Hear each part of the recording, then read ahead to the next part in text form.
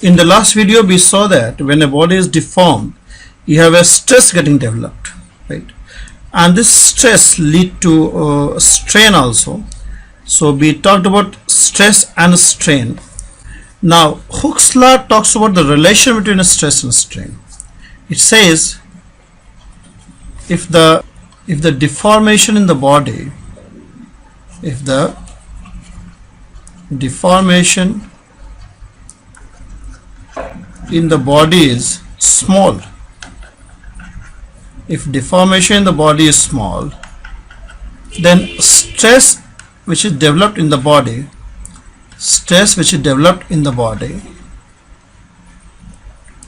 is proportional to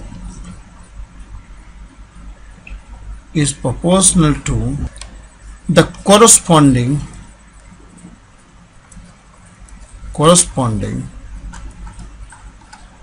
strain, right? And the ratio of the stress and strain when deformation is small, the ratio of stress and strain is called modulus of elasticity.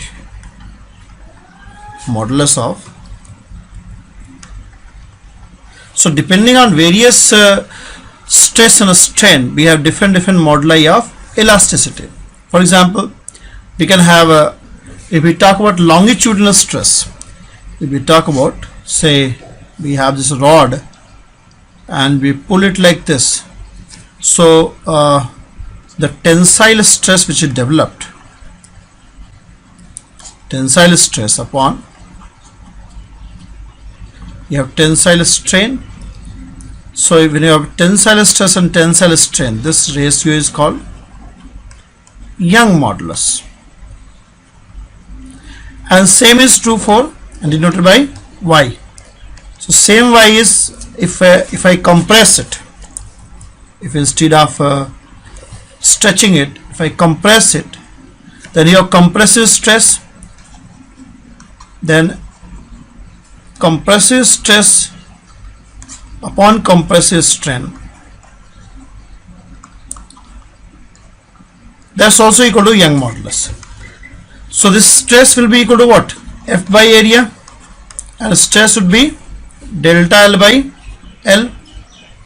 Alright, so this Young modulus would be FL by A delta L, where delta is the change in length, L is the original length, F is the force acting, A is the area of cross section. So that's called Young modulus. This is called Young modulus. Alright. Similarly, we have shear modulus also. We have learned what is shearing stress and shearing strain. We have shear modulus also. You can define that is equal to shearing stress upon shearing strain. That's called shear modulus, or you can say modulus of rigidity. Shear modulus is also called modulus of rigidity, or you can say torsion modulus. So shear stress is given by F upon area. Here we are talking about that component of force parallel to area, parallel to A. If you have this, then a force parallel to A upon this area, upon this force will lead to a shearing strain also. It will lead to shearing strain. It will go like this. So this is your H, and this is your theta. This is H, and this is X. So X by H is shearing strain, right? So F by A, that is shearing stress upon the amount by which this upper layer get displaced upon the distance between two layers, that is H. So X by H is shearing strain, F by A is shear stress. So stress by strain is, that is called shear modulus or modulus rigidity or torsion modulus. or torsion modulus. Similarly, we have one more modulus, that is called bulk modulus. If we have a volume stress, if you have volume stress, force acting like this on this volume, then you have volume stress, that is force per unit area, upon volume stress, and this is called bulk modulus. It's called bulk modulus. This bulk modulus B is force upon area, and usually you have compression. If it is compression, then you put here minus sign because delta V is inherently negative. In order that B should be positive, we put here minus. F by A is nothing but pressure acting upon delta V by V. Why we put minus sign? Because see, delta V by V will be negative because there is a fall in the volume. When you apply force from outside, the volume decreases, so delta V is negative. So delta V is negative means delta V by V is negative. So we put here minus sign so that V is positive. That's called bulk modulus. That is called bulk modulus. And reciprocal of this bulk modulus, is called compressibility.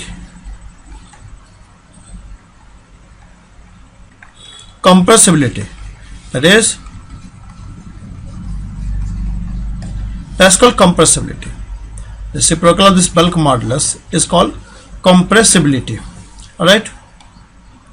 So this Hooke's law gives you relation between a stress and a strain. It says when the deformation of the body is small, then the stress which is developed in the body is proportional to corresponding strain. Stress and strain are proportional to each other, right? And that is Hooke's law. And from this Hooke's law we define these moduli of elasticity. We have seen in case of tensile stress we defined Young modulus. In case of shear stress we define shear modulus or modulus of rigidity or torsion modulus. And when you have a volume stress you have defined bulk modulus. Alright, and we can study more the relation between stress and strain. Right, let's try to study this relation between stress and strain for say metal. Right, let's try to study the relation between stress and strain, especially longitudinal stress and longitudinal strain. Next thing that we are going to do in this video is relation between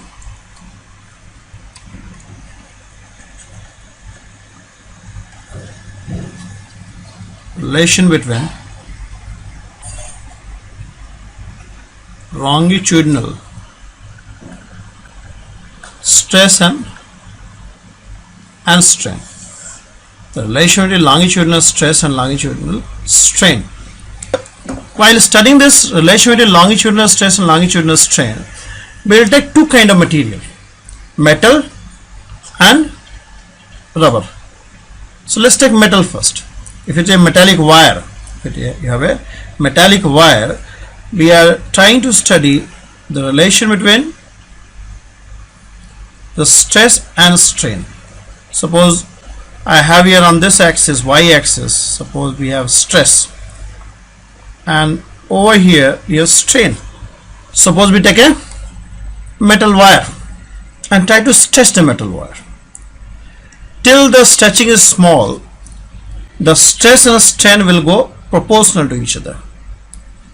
Till your increase in length is small, the strain is small, you'll find the stress will go parallel to strain. When the strain is small, then stress is proportional to strain, not parallel. Stress is proportional to strain. Here the Hooke's law is followed and we can define Young modulus. Here the Hooke's law is followed and we can define Young modulus. Alright. So the point to which this stress and strain will go proportional to each other, that's called proportional limit. This is point A.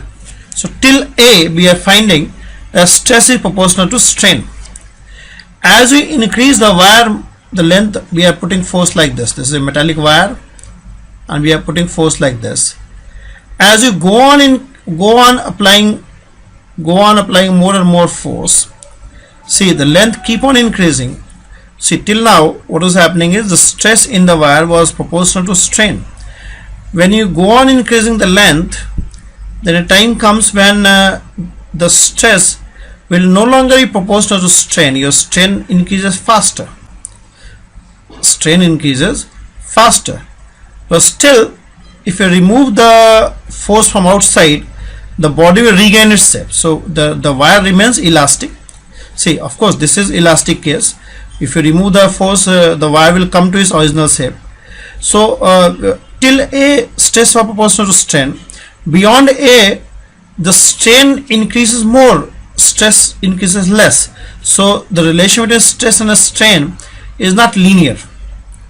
Relation between stress and strain is not linear, but wire remains elastic. Wire remains elastic. That means when you release the external force on this wire, the wire will come back to its position, and that happens till B, and B is called elastic limit. B is called elastic limit. So till B, if you remove any force which you are applying from outside, the wire will come to its natural length. Wire will come to its original length. So, and beyond B, you don't have such a thing happening. If you go beyond B, then if you remove the force from outside, the wire will not come to its original length. So beyond B, you don't have such a case that if you remove the force from outside, wire will come to its natural length. So B is called elastic limit. Till B, the wire remains elastic. B, wire remains elastic. So this is called elastic limit. We call it elastic limit, or we also call it yield point, and this A is called proportional limit. Wire is elastic, as well as till A, Hooke's law is also followed. If you go beyond B, then your strain increases rapidly. The strain increases rapidly. If you keep on applying force beyond this, the strain increases rapidly, right? And that's the case of ductility. And this beyond B, your behavior which you have is called plastic behavior. Means if you release force, if you increase strain beyond B and you remove these forces, then wire will not come to its natural length. Wire will not come to its natural length, and hence I am saying it shows the plastic behavior. Beyond B, beyond elastic limit, it will show the plastic behavior, because beyond B the length will increase rapidly. The length will increase rapidly, and this is the measure of ductility. In fact, that's called ductility, ductile. So length will increase rapidly, the strain will increase rapidly, but if you remove the force from outside, the wire will not come to its natural length, because you have crossed the elastic limit.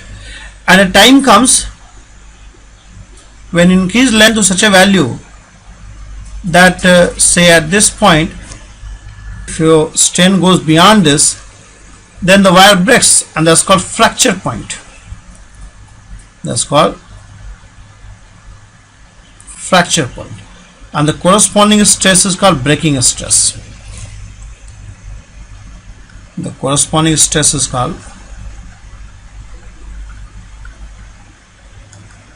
breaking stress. The wire will break at point C.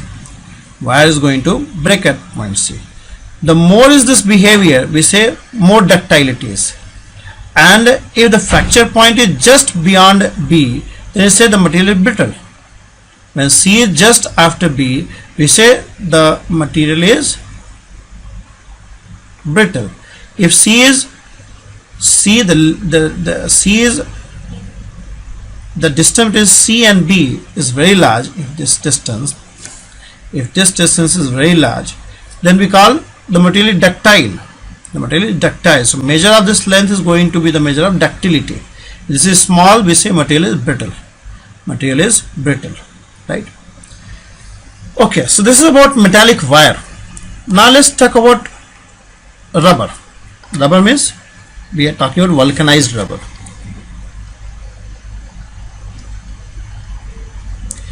See, the behavior of rubber is very different. The behavior of rubber is very different. See, rubber show completely different behavior in the sense that this material remains elastic even if you increase the length of the rubber many times. See, we have, say, draw the similar graph for stress and strain in case of rubber.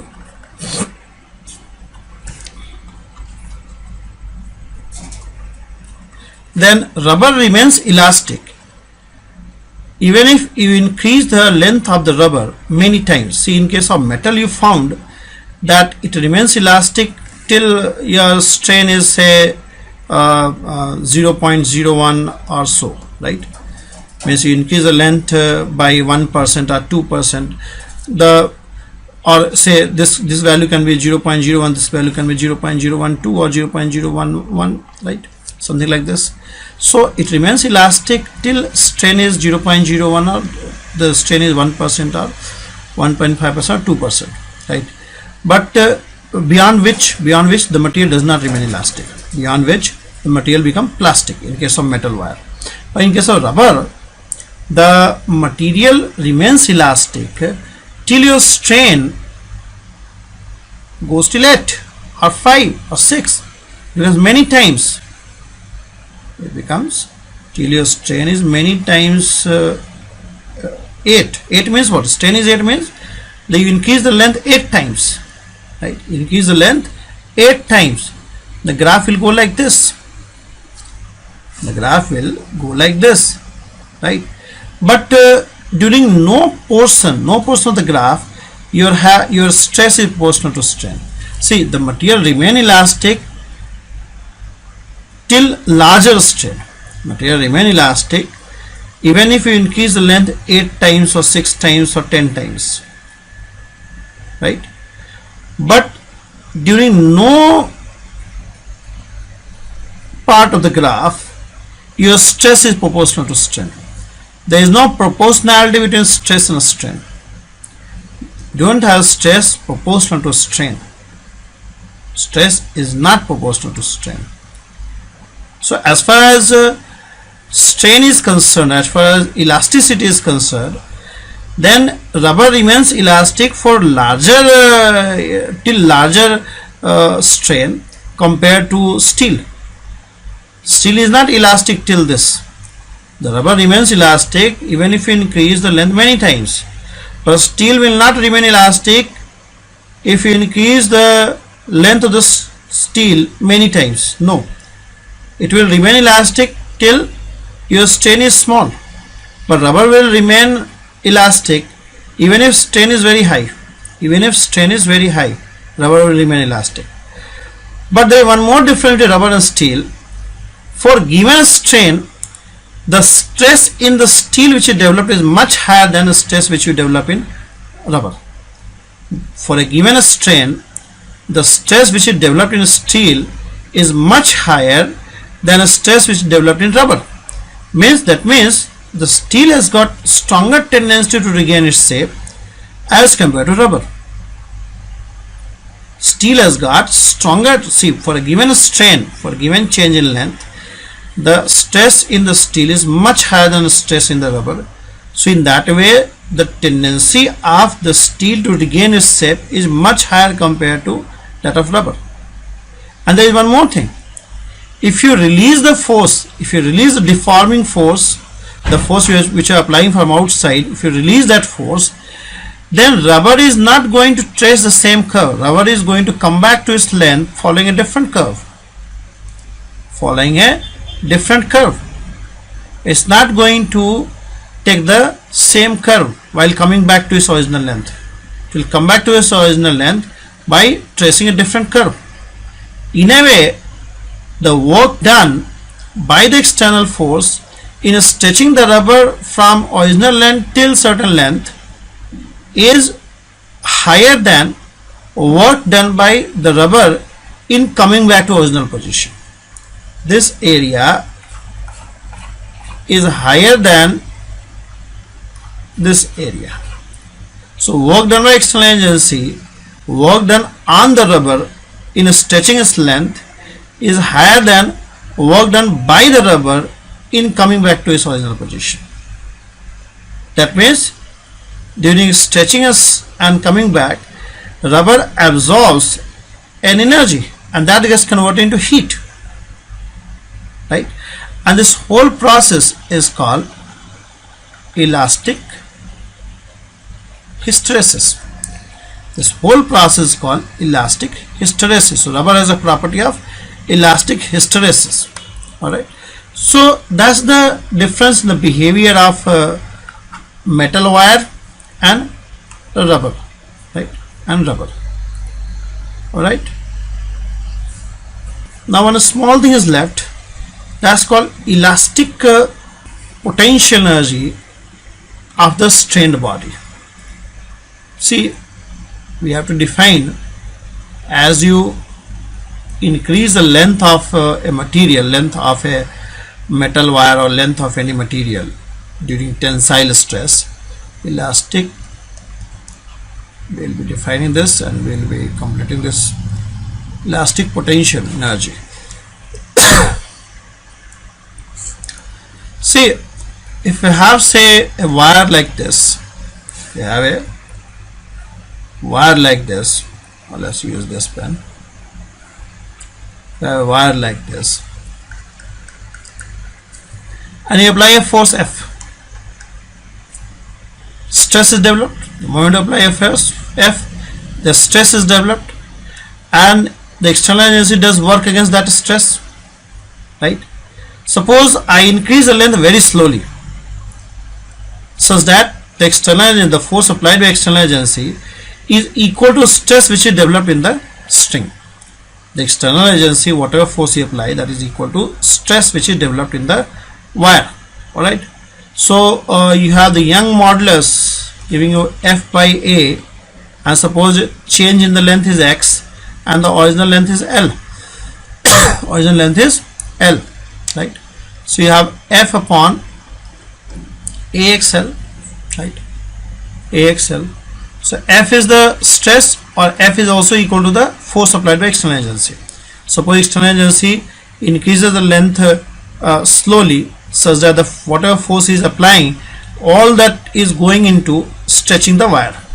So force applied by external agency can be related using this Young modulus as YA by L into X. So work done by external agency is what? Work done by external agency as per mechanics is going to be FDX, right? And F is YA, and X is the stretching. So suppose total stretching is delta L. Total stretching is delta L. So the total work done in stretching the length by delta L is going to be YA 2L X square due to delta L, and that comes to be YA 2L delta L whole square. That's the work done, and whatever work is being done by external agency, that will go into increasing elastic potential energy. If I assume that when the wire was at its natural length, the elastic P is 0. If I assume that elastic potential energy is 0 when the wire is at its natural length, then elastic potential energy when the length of wire is increased by delta L would be given by YA upon 2L delta L whole square. Or this can be written as Y, say 1 by 2 Y delta L into L. And what is this? This is stress upon delta L into L. You can write like this. What is this? Strain. This is volume. So we can put this elastic potential energy as 1 by 2 into stress into strain into volume. You can put it like this. That's what elastic potential. Work done by external agency in stretching the wire by delta L, so that leads to that work done by external agency is stored in the material as elastic P, as elastic potential energy, and that elastic potential energy is given by this expression, right? So that's called elastic potential energy. Okay, so this is what we have to study.